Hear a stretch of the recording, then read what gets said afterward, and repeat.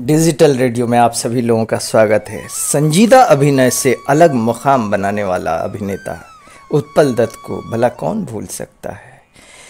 70 के दशक में कॉमेडी किंग के नाम पे मशहूर उत्पल दत्त का ऐसा अभिनय था कि लोगों को लुभाता था।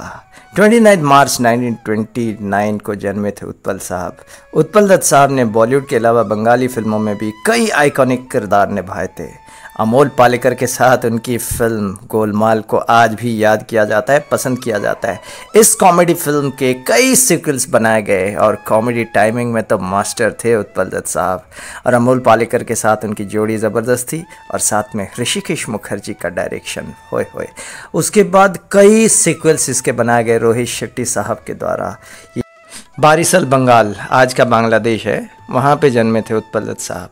उत्पल दत्त साहब ने अपनी शुरुआती पढ़ाई शिलांग से की थी। यहाँ से पढ़ाई के बाद उसके बाद उन्होंने तय किया कि मैं हायर स्टडीज़ करूँगा और पिता ने उन्हें कोलकाता भेज दिया। कोलकाता के सेंट जेवियर्स कॉलेज में इंग्लिश लिटरेचर की पढ़ाई करने के बाद में वहाँ पे उन्होंने थिएटर में भी काम करना शुरू कर दिया। शेक्सपियर इंटरनेशनल थिएटर कंपनी के साथ जुड़ गए और काम काफ़ी बार किया उसके लिए।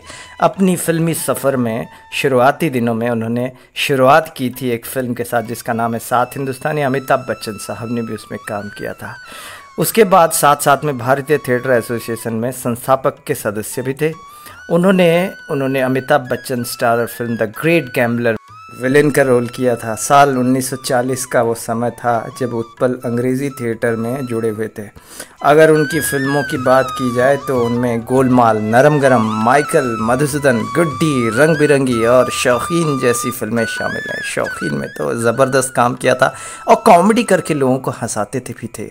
1960 में उन्होंने शादी कर ली थिएटर एक्ट्रेस और फिल्म एक्ट्रेस शोभा सेन से। विष्णुप्रिया दत्त उनकी बेटी हुई। JNU में वो भी एक प्रोफेसर हैं। कला और सौंदर्य शास्त्र में वो पढ़ाई कर रहे थे और थिएटर में भी प्रदर्शन करती थी। साल 1993 में उत्पल दत्त का निधन हो गया। कोलकाता में दिल का दौरा पड़ने की वजह से उनकी डेथ हो जाती है। अभिनेता के अलावा उत्पल दत्त राजनीतिक क्षेत्र में भी सक्रिय थे। उनकी झलक उनकी फिल्मों में भी दिखती थी। अपने दमदार अभिनय से उन्होंने हिंदी और बंगाली सिनेमा में एक बहुत अच्छा छाप छोड़ा। कहा जाता है कि उनकी फिल्मों को देखकर दर्शक तो खुश तो होते थे लेकिन सरकार नाराज़ हो जाती थी, ख़ास तौर पे बंगाली गवर्नमेंट और बंगाली पॉलिटिशियंस, क्योंकि कुछ ऐसे नाटक वो लिखते थे जो कि बंगाली पॉलिटिक्स के साथ जुड़ी हुई है और किसी को क्रिटिसाइज़ भी उसमें किया जाता था। साल 1965 में उत्पल दत्त को कई महीनों तक जेल में बिताना पड़ा था, क्योंकि उत्पल दत्त कलाकार होने के साथ साथ एक बड़े मार्क्सवादी क्रांतिकारी भी थे। उनके लिखे और निर्देशित कई बंगला नाटक विवादों में रहे हैं। 1963 में 9 सैनिकों की बगावत की कहानी को दिखाने वाला उनका नाटक कलोल भी विवादों से घिरा हुआ था।